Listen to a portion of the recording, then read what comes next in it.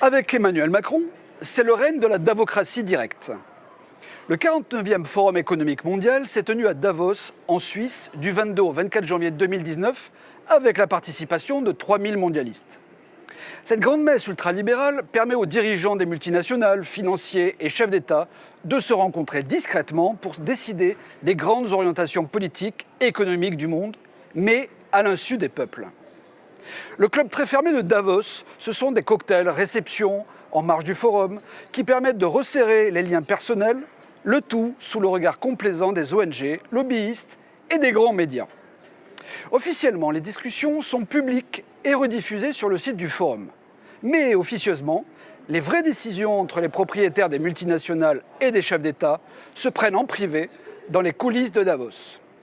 Pendant que le président Macron endort les Français, et les maires aussi, avec ses performances de comédien à l'occasion des spectacles du grand débat national, son gouvernement maintient fermement le cap de ses réformes antisociales et de déconstruction de la société française.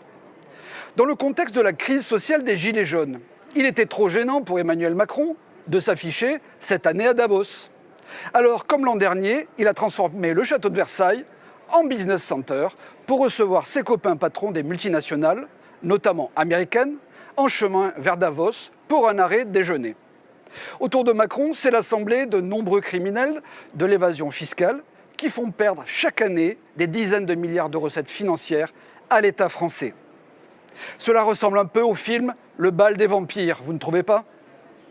Et en plus, il a envoyé à sa place au forum de Davos la fameuse ministre de la réforme du Code du travail et ancienne cadre dirigeante du groupe Danone, Madame Muriel Pénicaud. Le ministre du Travail surnommé la Davos féminin, qui déclarait hier dans le journal Financial Times « Les manifestations des Gilets jaunes poussent le gouvernement à redoubler ses efforts de libéralisation ».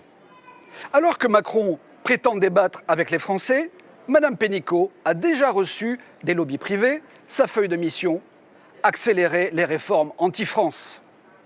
L'hyper-élite mondialisée pro-Europe fédérale nous propose depuis plus de 30 ans les mêmes recettes ultralibérales.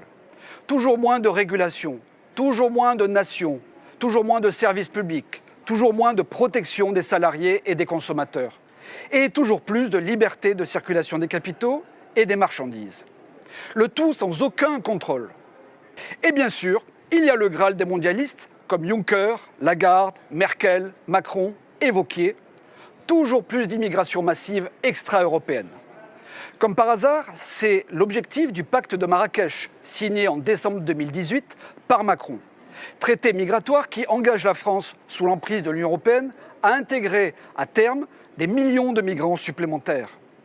Quel est le résultat de ce grand mercato mondial ? Le chômage massif dû aux délocalisations et à la désindustrialisation, le déclassement et l'appauvrissement des classes moyennes, l'insécurité économique, physique et culturelle de tous nos compatriotes et des Européens. Les grands gagnants, la toute petite caste des membres du club de Davos. Et les perdants, le reste de l'humanité. Les statistiques sont nombreuses et bien connues. Les dernières publiées par Oxfam sont saisissantes. En 2018, les 26 individus les plus riches de la planète possédaient autant que 50% de la population mondiale, c'est-à-dire les 3,8 milliards d'humains les plus pauvres.